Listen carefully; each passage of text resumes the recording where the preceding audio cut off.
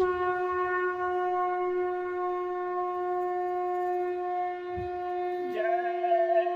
गुरुदेव। जय गुरुदेव।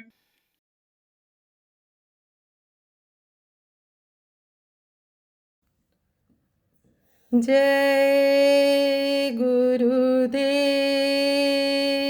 जय गुरुदेव। सत्संग में सुख शांति भरो है।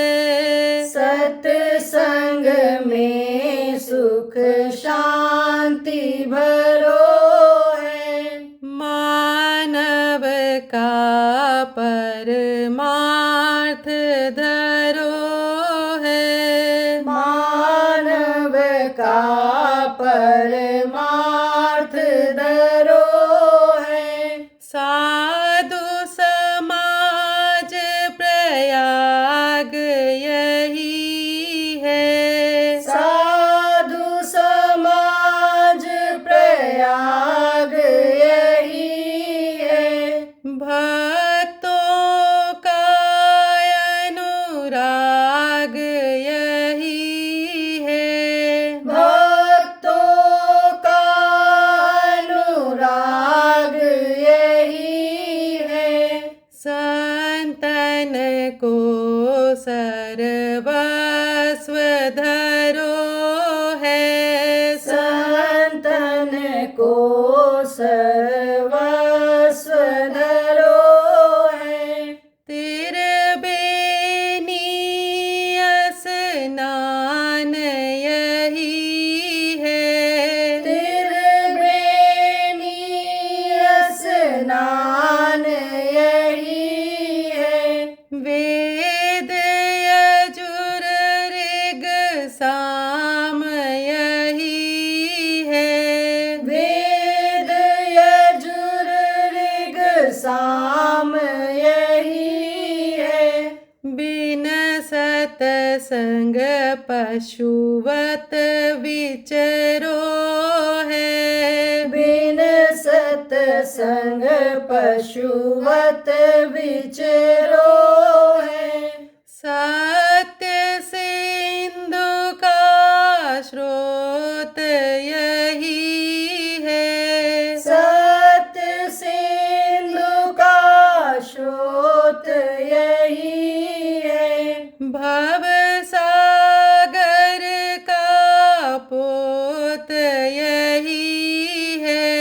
भव सागर का पोत यही है। धन्य जो जिन सत्संग परो है। धन्य जो जिन सत्संग परो है। मानव का कल्याण यही है। मानव का कल्याण यही है। जन समाज का प्राण यही है। जन समाज का प्राण यही है। यही ढिग पतित अनेक तरो है। यही ढिग पतित अनेक तरो है। प्रभु पावन का पंथ यही है। प्रभु पावन का पंथ यही है। जप तप साधन मंत्र यही है। जप तप साधन मंत्र यही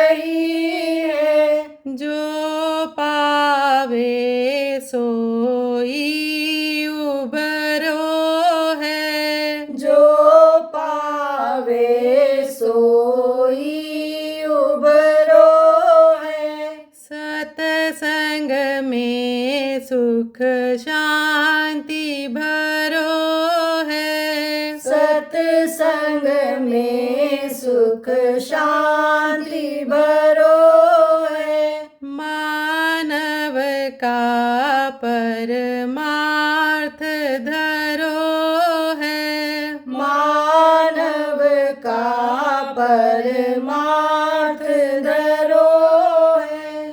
जय गुरुदेव। जय गुरुदेव।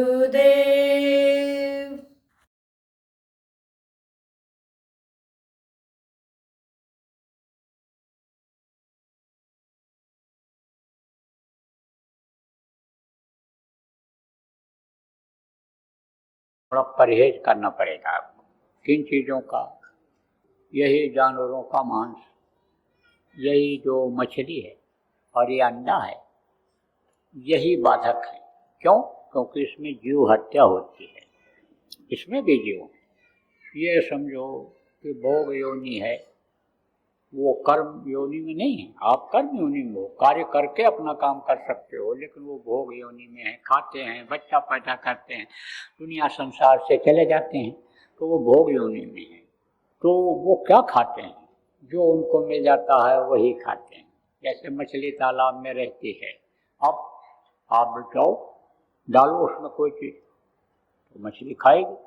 पेट भरने के लिए खाती है और अपना ड्यूटी पूरा करने के लिए खाती है। ड्यूटी पूरा करना किसको कहते हैं? पानी की सफाई के लिए मछलियाँ बनाई गई हैं, तो उसमें पड़ी हुई चीज को अगर वो खाएगी नहीं तो पानी साफ कैसे रहेगा? जब उसमें सड़ेगा मांस डाल दो, लेकिन सड़ेगा, जब उसमें बदबू आएगा तो कौन जानवर पिएगा, कौन आदमी पिएगा, कौन नहाए धोएगा? इसलिए उनका काम सफाई करना है, तो वो उस चीज़ को खा जाती। सोचो आप, गंदी, कितनी गंदी चीज़ है। जो चीज़ आदमी खाता है उसी का खून बनता है, उसी का मांस बनता है, उसी का वो शरीर होता है, तो उसी चीज़ से बनती है गंदी चीज़ों से। तो कितनी गंदी है मछली। तालाब की सफाई के लिए बनाई गई है, मर जाती है, पानी के ऊपर तैरती है, तो गिद्ध और कौवा खाते हैं, उनका भोजन है। कोई भी मांस खाने का अधिकारी नहीं, तो जानवरों के लिए बनाया गया। जब जानवर मर जाते थे तो जानवर लोग उसको खाते थे। अब ये अटैक क्यों करते हैं, हमला क्यों करते हैं? इनको मिलते ही नहीं, आदमी मार के खा जाता है सब जानवरों को, जिनको उनको भोजन पाना चाहिए वो आदमी मार के खा जाता है। तो जानवर मिलते नहीं है, तो जहाँ मिल जाते हैं वहीं पर वो हमला कर देते हैं, नहीं तो ऐसे हमला नहीं करते थे। देखो, कोई भूखा है तो मौका मिलेगा तो चुरा के खा लेगा, लेकिन पेट भरा हुआ है, अब बढ़िया बढ़िया चीज़ ला के रख दोगे तो मन नहीं कहेगा खाए, तो जल्दी खाएगा नहीं, जल्दी नहीं खाता। ऐसे ही जब पेट उनका भरा रहता है तो हमला क्यों करते? तो आपको समझने की जरूरत है, कुत्ता, बिल्ली, शेर, ये सब मांसाहारी जानवर हैं, ये सफाई के लिए ही बनाए गए। जैसे वो शूकर शूकरी होते हैं, वो गंदी चीज़ों को ही खाते हैं, लैट्रिन करके चले आओ तो वो वही खाते हैं। उनको कुदरत ने बना दिया, ये आदमी के लिए सफाई करेंगे, ऐसे ही ये जानवर बनाए गए हैं, ये सफाई के लिए, ये उनका भोजन है। आप मत खाओ, जो हत्या का भी पाप लगेगा। और ये मानो मंदिर भी गंदा होगा, तो मानो मंदिर जब गंदा हो जाएगा, इससे किसी भी तरह की पूजा उपासना करोगे तो कबूल नहीं होगा।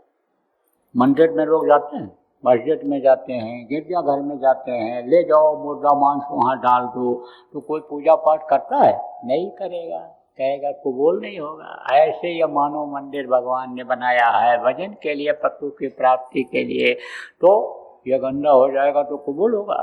एक देवता नहीं खुश हो रहे हैं, सच बात तो ये पूछो। बहुत पूजा पाठ लोग कर रहे हैं, लेकिन वही शराबी, वही कीर्तन करके दुर्गा जी को खुश करना चाहते हैं, जो एक पैग लगाते हैं तब कहते हैं रात भर तभी जग पाएंगे। जैसे एक गाना गाए, जैसे एक अनुप्रार्थना बोले, उतर करके आए, फिर एक चिलम चढ़ा करके गए, वही भांग का गोला खाने वाले, तो कहाँ से कबूल होगा ये?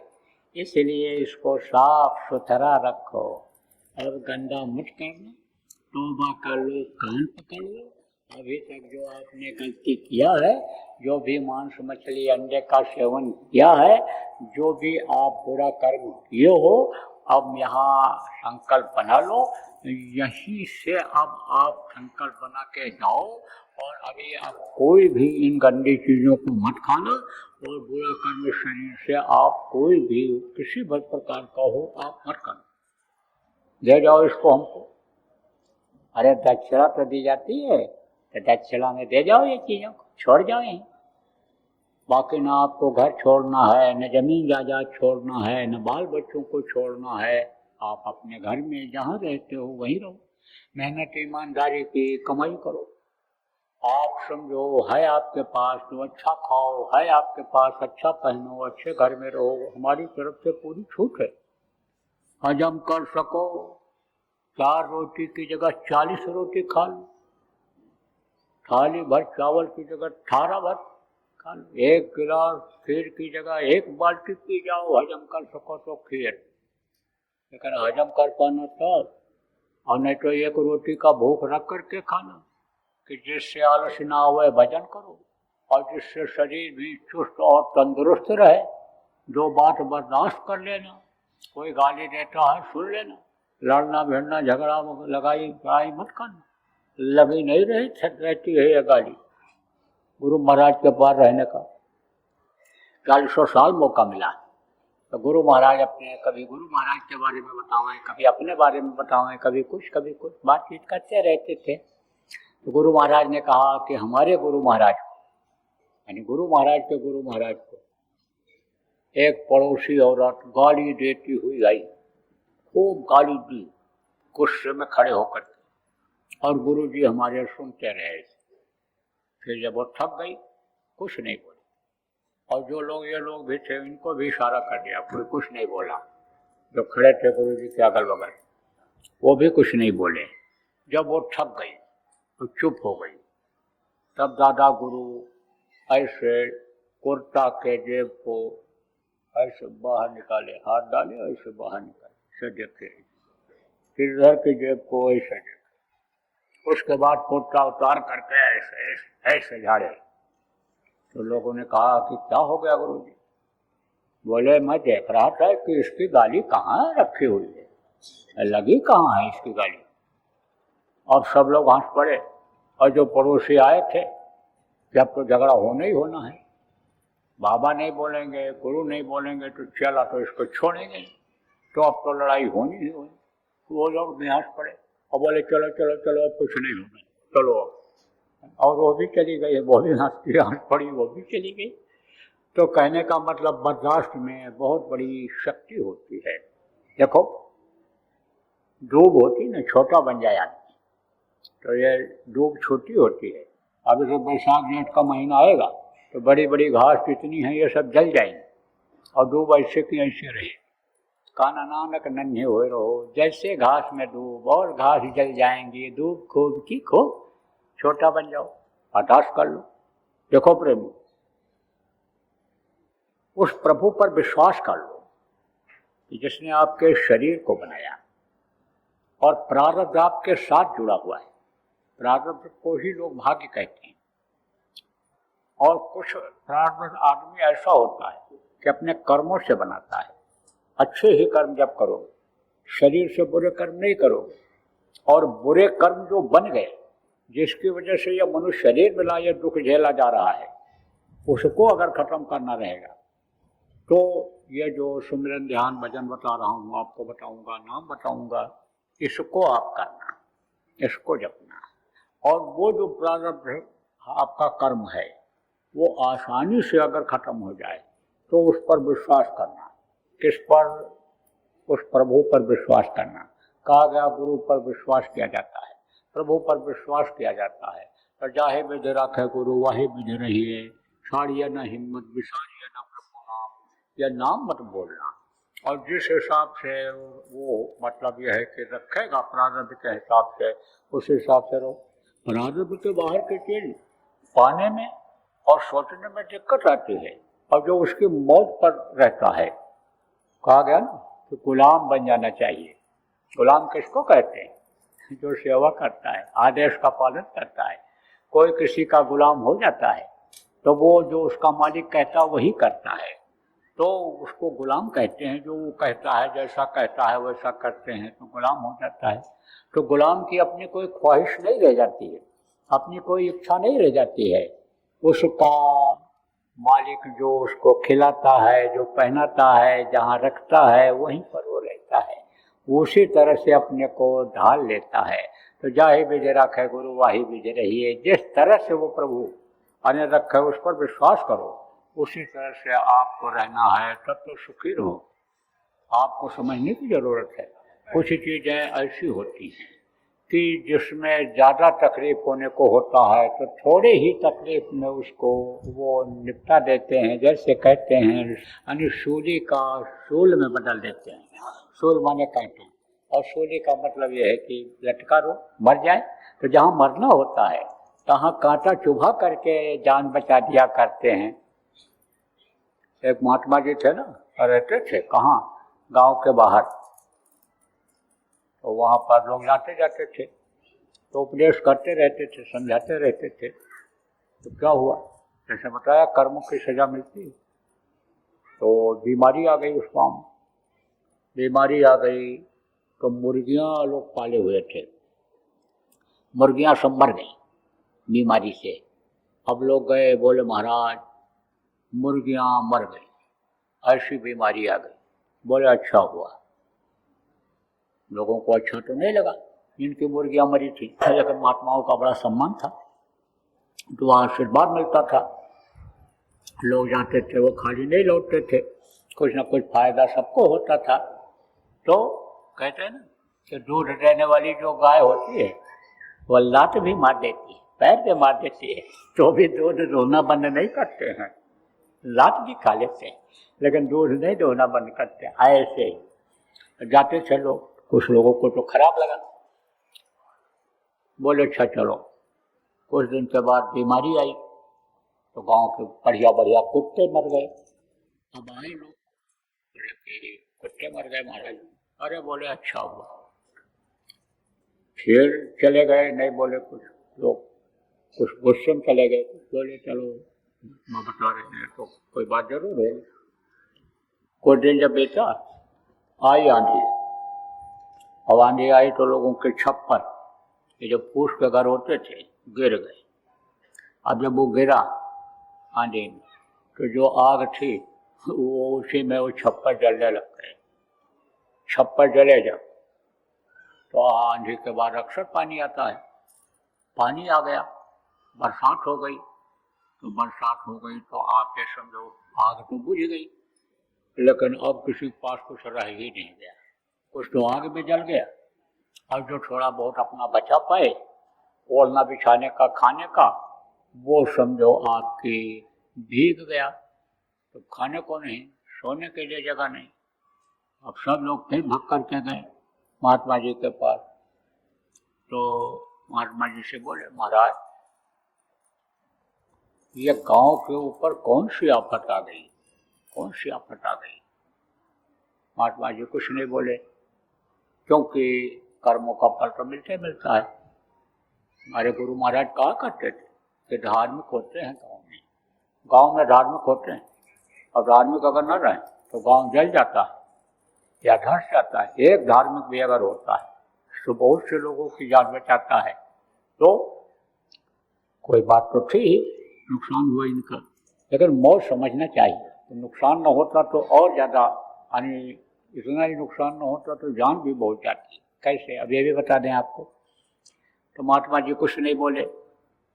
महात्मा जी से फिर कहा महाराज गाँव के ऊपर बहुत आफत आई, आंधी आ गई, फिर आग में मतलब यह है कि जलने लगे छप्पर और सामान घर। फिर बरसात हो गई, छोटे छोटे बच्चे, दुर्मय बच्चे, कुछ नहीं, छोटे बच्चों को खाने को नहीं रह गया, बड़ा आफत महाराज जी आ गया। बोले अच्छा हुआ, अच्छा हुआ। अब उसमें लड़के लोग तो सब पिनक के चल दिए, बुढ़े लोग बैठे रहे। बोले महाराज अब क्या करना चाहिए, किस तरह से करना चाहिए, बताइए ऐसा क्यों हुआ, अब आप बताइए महाराज। बोला अच्छा जाओ, सुबह न तो बताएंगे ना समझ में आएगा। अब आप ये समझो कि चले आए। बोले न समझ में आएगा तो सुबह न तो बता देंगे। चले आए सब लोग। तो उस समय पर राजतंत्र था। राजतंत्र किसको कहते हैं? राजा लोग हुआ करते थे। तो ये राजा लोग लड़ाई लड़ते थे। अब भी लड़ाई होती है एक देश से दूसरे देश। इस समय देखो बहुत गर्माहट हो जाती है, कभी कभी कभी कभी बड़ी कुनमुनाहट हो जाती है। वो मांस खाते हैं ना, तो मांस की गर्मी बुद्धि खराब कर देती है। तब वो थोड़ा सोच पाते हैं कि हिंसा हत्या नहीं करनी चाहिए। वो तो दारू पी करके यही सोचते हैं कि उड़ा दें, आइटम बम छोड़ दें, परमाणु बम छोड़ दें, खत्म हो जाए। तो उस समय भी राजा लोग लड़ाई करते थे।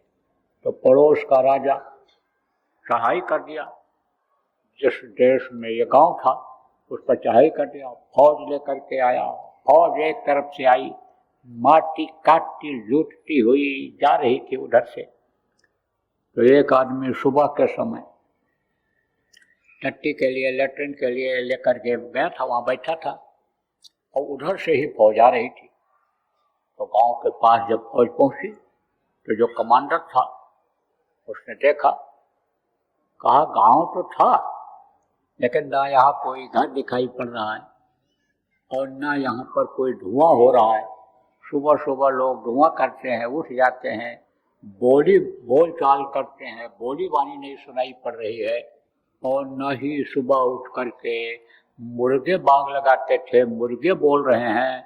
और ये आहट देख करके हम लोगों के कुत्ते अगर होते तो कुत्ते भूखते, तो गांव को भी रहा होगा, उजड़ गया, चलो चलो आगे चलो आगे चलो, निकल गए। अब वो फौज मार काट वाली वो जो तलवारें जब मारते थे तो लोगों के कपड़े गंदा हो जाते थे, खून पानी उस पर पड़ जाता था। तो देखा जब उसने, उसके तो होश उड़ गए। वो भाग करके किसी तरह से छुप करके आया, गांव वालों को बताया। गांव वाले भी डुबक गए, बोले जाने दो जाने दो जाने दो, क्योंकि उस तरह के हमले उस समय अक्सर हुआ करते थे, तो जान लोग बचाते थे उस हमले में। फिर यह बात लोगों के समझ में आई कि मुर्गे बोलते तो हमला हो जाता, कुत्ते भूखते तो हमला हो जाता, छप्पर घर दिखाई पड़ता तो हमला हो जाता। और आप समझो कि यानी ये आग जलती तो हमला हो जाता। तो हमला में तो मार से पहले कि वो उधर से न वार हो जाए। चलो जान बची लाखों पाए, लौट के बुद्धू घर को आए। समझ लो, समझ में तो आ गया लोगों। एक सरपंच था उस गांव का, बड़ा आदमी था, उसके समझ में नहीं आया। वो विश्वास ज्यादा नहीं करता था, वो कर्म पर विश्वास करता था। जैसे लोग पढ़े लिखे लोग हैं, बड़े आदमी जिनको कहते हो, कुछ लोग ऐसे हैं कि जो भगवान को कुछ नहीं मानते, कुछ नहीं, वो तो बस खाओ पियो मौज करो, मस्ती करो, मस्त रहो। वो तो सोचते हैं कि मौत आएगी, वो तो सोचते हैं कि हम ही सब कुछ रहेंगे। और पीने के बाद तो बादशाह हो ही जाते हैं, थोड़ी देर के लिए वो तो हो ही जाते हैं। और फिर जब गिर जाते हैं तब तो चाहे कुत्ता ऊपर से कुछ करके चला जाए, लेकिन जब वो नशे में होते हैं, खड़े रहते हैं, तब उसे समझते हैं। तो क्या हुआ कि एक दिन फिर महात्मा जी वहाँ रहते थे, ये लोग अपना बना लिए, कमाने लगे, खाने लग गए। तो उसके बच्चा एक पैदा हुआ, किसके, वही सरपंच जो था, मतलब जो बड़ा आदमी था। अब इसमें कोई सरपंच हो तो आप ये मत सोचो भाई हमारा नाम ले रहे हैं बाबा हमको सरपंच, अरे बड़ा आदमी मान लो, हम सरपंच नाम नहीं ले रहे हैं किसी का। हम तो न किसी जाति का नाम लेते हैं, न किसी धर्म वाले का लेते हैं, न किसी व्यक्ति का लेते हैं। तो बड़ा आदमी जो था उसके बच्चा पैदा हुआ, बहुत खुशी हुई। ज़्यादा उम्र के बाद पैदा हुआ था। महात्मा जी के पास गया, बोला महाराज हमारा लड़का पैदा हुआ। बोले अच्छा हुआ, अच्छा हुआ। फिर 5-6 दिन जब बीता, लड़का बीमार हो गया। तब गया, कहा हमारा लड़का हमारा बीमार हो गया। बोले अच्छा हुआ। खराब लगा उसको, चला आया, बोला कुछ नहीं, उल्टी 10 दिन के बाद लड़का मर गया, क्योंकि भोगने के लिए ही 84 में यह बच्चे पैदा होते हैं। एक योनि उनकी बदलनी होती है, भोग योनि कहलाती है। जन्मते वक्त की तकलीफ झेला, बहुत तेज दर्द होता है, बच्चा जब पैदा होता है बदन में तभी रोता है, और उसके बाद में बस मर गया। तो फिर गया रोता बिलखता। महाराज जी से कहा, बोले अच्छा हुआ, अच्छा हुआ। वो तो आग बबूला हो गया, कि चौथे पल पायो सुखचारी, बुढ़ापा आ रही थी, लड़का पैदा हुआ, पैदा भी नहीं कर पाऊँ और वो भी चला गया और पूरा परिवार रो रहा है, गांव वाले दुखी हैं। बाबा कह रहे अच्छा हुआ, तो अच्छा तो तब होगा कि जब इनका गर्दन अलग कर दूंगा, धड़ से अलग हो जाएगा जब गला, तब अच्छा होगा। सोच लिया, सोचा कम मारें, यहाँ मारना ठीक नहीं है। तो जब शाम के समय ये सोच के लिए जाने लगा लेटरिन के लिए, उस समय मौका रहेगा, झाड़ में बैठ जाऊंगा, काट लूंगा वहीं पर। अब गया हथियार तैयार करके और झाड़ में बैठ गया। महात्मा जी अपना रोज के हिसाब से कमंडल उठाए और लेटरिन के लिए चल पड़े शाम को। जब झाड़ के पास पहुंचने में थोड़ा सा दूरी रह गई तो महात्मा जी के पैर में एक कांटा चुभ गया और बहुत तेज दर्द हुआ और पकड़ करके बैठ गए और इतना दर्द हुआ कि बेहोश हो गए। तो वो दौड़ा बड़ा आदमी जो था गाँव का, कोई अपराधी तो था नहीं, वो तो प्रतिशोध थे, नाराज होकर के मारने के लिए तैयार हो गया था। तो गया, पंखा किया अपने कपड़े से और उन्हीं के कमंडल से उनका मुंह धोया। जब होश आया, कहा महाराज जी आपको बड़ी तकलीफ हो गई, बड़ा कष्ट हो गया, मरणासन स्थिति हो गई आपकी। बोले अच्छा हुआ। कहा है अच्छा हुआ? अच्छा हुआ? आप हर बात में अच्छा हुआ क्यों कहते हो? बोले हर इच्छा। अरे ये कैसी इच्छा, क्या है इसको तो आप साफ साफ बताओ। बोले देखो अगर ये कांटा हमको न चुभता तो तुम ही मेरे इस धड़े से मेरे गले को अलग कर दिए होते। बोलो निरंतर तुम्हारी की नहीं? तब चरणों पर गिर पड़ा। तो कहा महाराज मुर्गी मरी और वो मरा, जब कुत्ते मरे और आग लगी, सबने आपने अच्छा कहा। तब कहा कि देखो धुआं होता और वही बात दोहराया कि कुत्ते भूखते और मतलब ये घर दिखाई पड़ता तो हमला हो जाता, बहुत लोग मर जाते जान से, जान चली जाती तो क्या रह जाता, जान के लिए ही आदमी सब कुछ करता है। तो हर इच्छा जो होता है वो अच्छा ही होता है। प्रभु पर अगर निर्भर हो जाओ तो कोई दिक्कत नहीं, कुछ नहीं, हमेशा मस्ती लाना चाहिए। लेकिन जो आदेश के पालन में चलता है मस्ती उसी को आ पाती है, नहीं तो ये समस्याएं काल माया के देश में आती रहती हैं।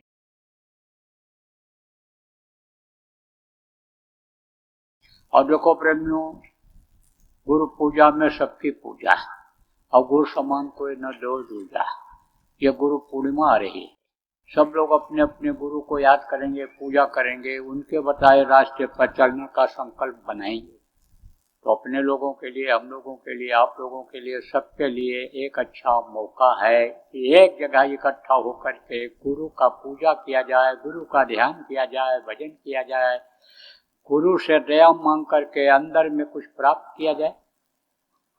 तो जयपुर में गुरु पूर्णिमा होगी, गुरु महाराज की दया रहेगी, स्वास्थ्य ठीक रहेगा हमारा और व्यवस्था में कोई बाधा नहीं आई, प्रकृति ने साथ दिया। तो वहाँ पर 3 दिन का गुरु पूर्णिमा का कार्यक्रम होगा। 19 तारीख को भी सत्संग होगा, 20 को होगा, 21 को सुबह भी होगा और पूजन सुबह होगा 21 को। तो उसकी आप लोग करो तैयारी, अपने यहाँ से आ जाओ, ज़्यादा दूर नहीं है जयपुर, बस कर लो या ट्रेन का साधन हो या सरकारी बसें चलती हैं, आपकी अपनी गाड़ियां हैं, उसमें भी आप चाहो परिवार वालों को बैठा लो और जो नए लोग नामदानी हैं आपके मिलने जुलने वाले हैं उनको भी आप ला सकते हो। तो आप लोग तैयारी करो और आओ। बोलो जय गुरुदेव। जय गुरुदेव। सरकारी व गैर सरकारी अनुदान के लिए बिना सत्संगियों के सहयोग द्वारा जनहित के कार्यों में लगी हुई बाबा जय गुरुदेव धर्म विकास संस्था का मुख्यालय पिंगलेश्वर रेलवे स्टेशन के सामने मक्सी रोड, उज्जैन, मध्य प्रदेश में है। यहाँ पर सत्संग व नामदान का कार्यक्रम होता रहता है। अतः आप श्रोताओं से अनुरोध है कि बाबा उमाकांत जी महाराज के आश्रम उज्जैन एक बार परिवार सहित जरूर पधारिएगा। आपके सुझाव के लिए व्हाट्सएप नंबर 9575600700। जय गुरुदेव।